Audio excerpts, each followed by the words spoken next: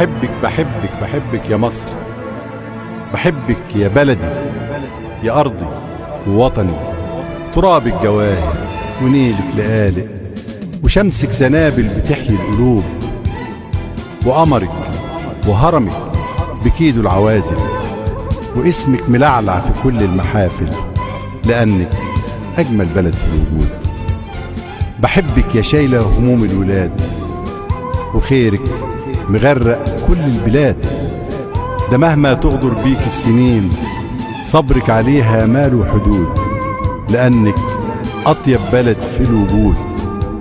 بحب الأصالة يا مصري في طبعك، ومهما بعدت برضو بحبك، لأنك أمان وواحد حنان.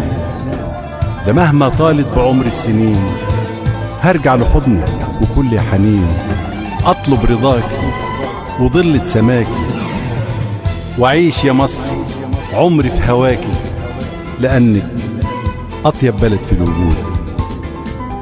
بحب ولادك، بناتك، شبابك، بحب التراب اللي بمشي عليه، بحب اللي شالوا همومك زمان ورفعوا راياتك في كل مكان، ورفعوا راياتك في قلب الميدان، وشالوا الصليب ورفعوا الأذان عشان تعيش يا مصر في أمان.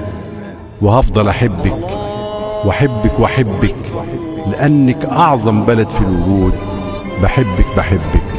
بحبك يا مصر.